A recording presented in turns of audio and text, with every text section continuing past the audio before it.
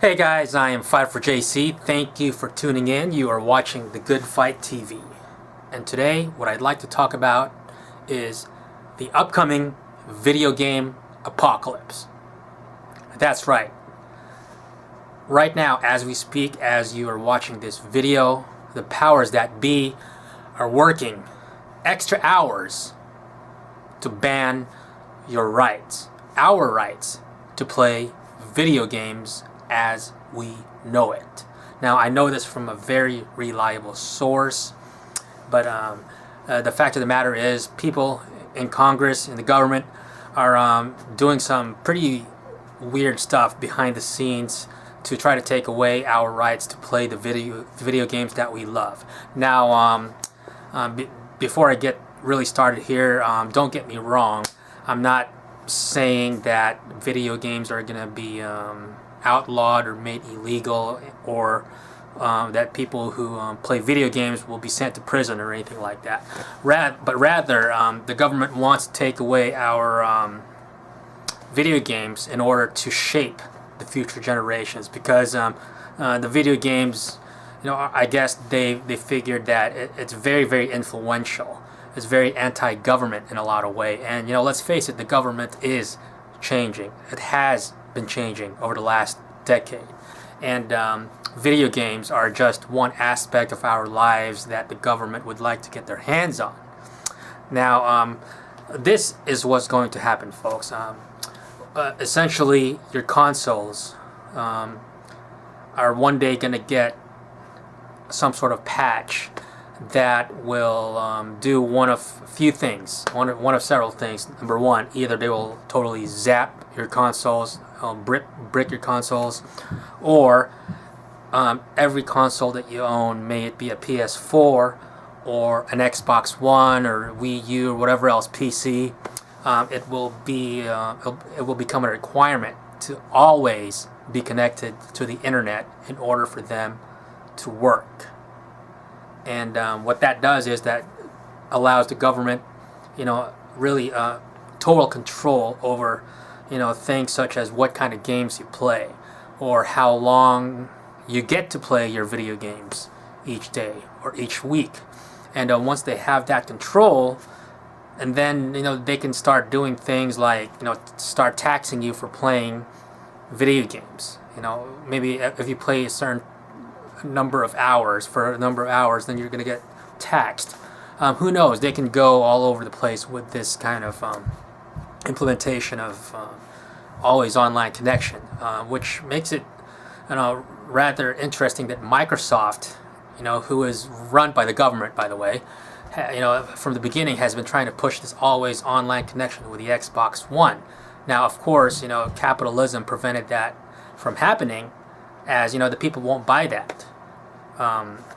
They won't buy the Xbox One if it's going to require players to be always connected to the internet, because we all know that pretty much redefines the ownership, and we want to own our stuff. We don't want to have to check in, to be able to use the consoles that we pay for. But anyway, that is just the tip of the iceberg.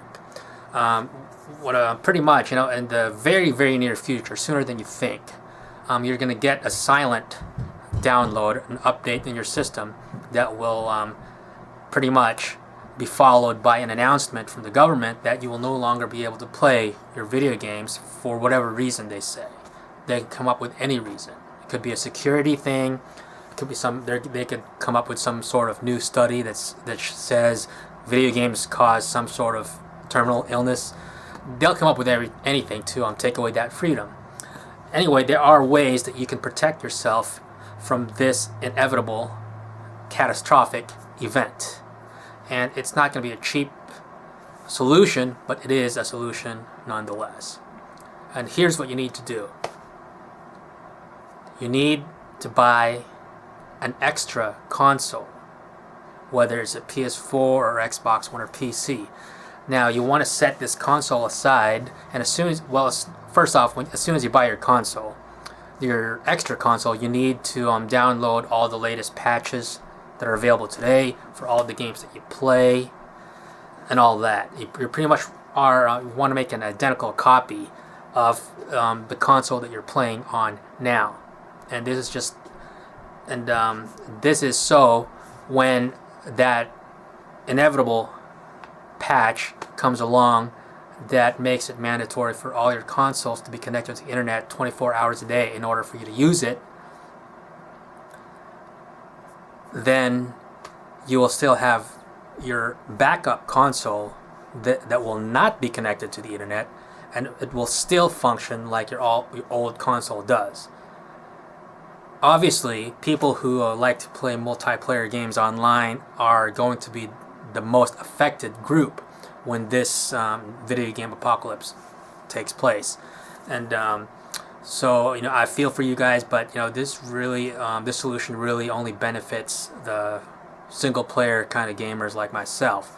But what you want to do is, you want to have a backup console with all the latest patches and updates of the game, your favorite games, and all the games that you play. And number two, as of right now, between now and whenever, you need to pretty much stock up on all the video games that you like, try to cover as many genres as you possibly could. Fighting games, shooting games, open world games, RPGs, sports games, whatever.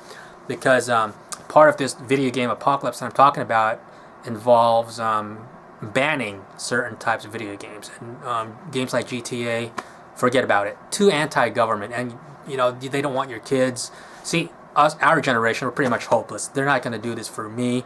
They're not doing this for us, but they're doing it for our kids and our grandchildren. They want to be able to brainwash them, and video games really are the last wall of defense of our liberties, if you ask me. And if we can't express ourselves in video games, then where else can we not express ourselves any longer? So the first games to be banned will be games like GTA, all sorts of shooters, and probably RPGs where you're fighting against some sort of kingdom, because kingdoms are like governments, and you don't want to be anti-government in any form. So those type of games are going to be outlawed.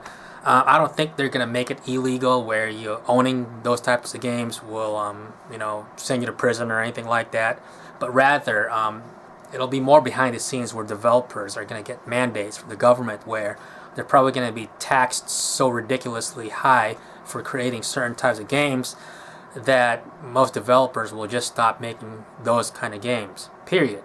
So what you're going to be left with in terms of video games are like Candy Crush or Farmville or all those kind of games. That's the only kind of games that will be left for everyone to play.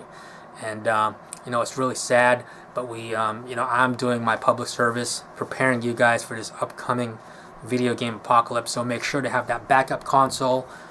Buy as many games as you can today that will pretty much cover you for the rest of your life.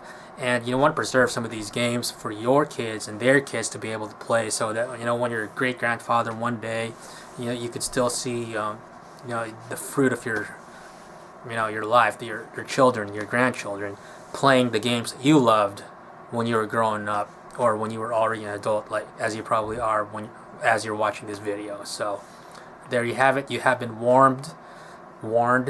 So until next time, this is Fight for JC. Later.